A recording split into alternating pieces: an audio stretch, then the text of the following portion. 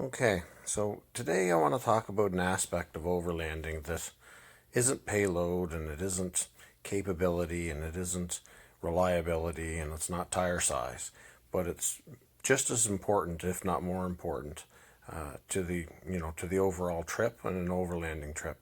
Now, when I'm talking overlanding, I'm not talking about local stuff where you come home on the weekend. We are talking about long distance travel in remote areas. So the glass thing, is quite important when you're talking about being in really remote areas. You're talking Northwest Territories or Yukon or, Alaska.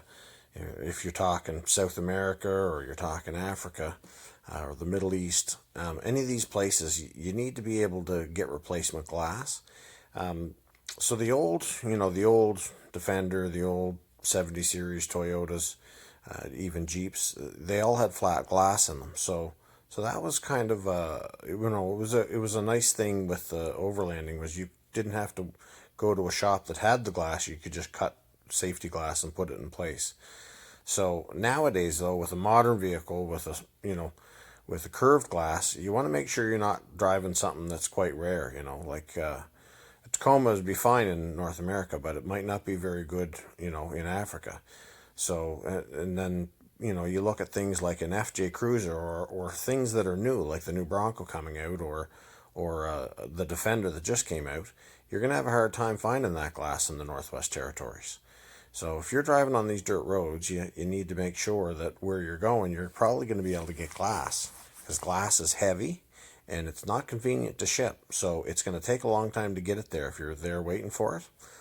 And so when you look at these, you look at the F-150 and you think, okay, well, that has the same glass since 2015, and it's the same glass in the F-250, the F-350, then the heavy-duty F-450, the F-550, and the new F-600.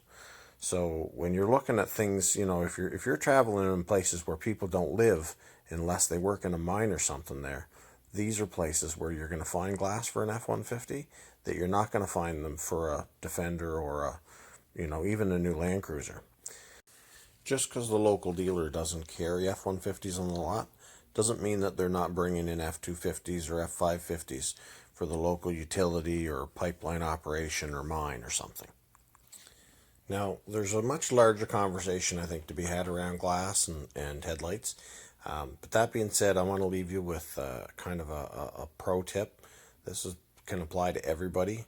When I was living in northern Canada, I saw a lot of people got glass in their eyes and stuff from a large stone hitting their windshield. So one thing that I'd say is when you're in these remote areas, you should be wearing glasses. Even if you're not a glasses wearer, you should wear sunglasses in the day or have a set of clear glasses you can wear if you're driving at night.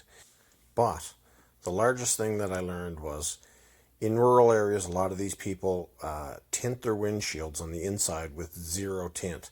So like a non-darkening tint, completely clear tint, but that film, that would be between most windshields, you can place on the inside of the inside piece of glass in your windshield.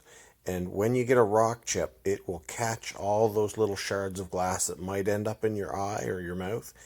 Something that if you're, in the middle of Africa or, in the northern area, all by yourself, somewhere's local, that you're not going to get a local doctor. This is going to keep you from that injury.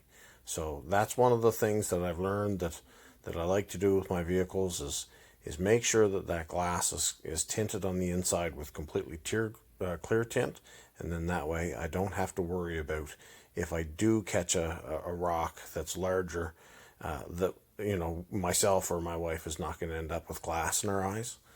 And I think that's just a nice little thing that everybody should be doing. Now, I want to thank everybody for watching, and you guys do all those YouTube things that we do, subscribe and like and hit notification bells if you like. But if you would, if you found this interesting or helpful, just pass it along. Try, give the information to a friend or post it on a Facebook group or something like that. Anything's a help. I appreciate it. You never know. They might appreciate it too. Anyway, get out, get Overland before we're all under it. Ooh, I almost forgot. Don't forget to check us out on Facebook and Instagram. Thanks.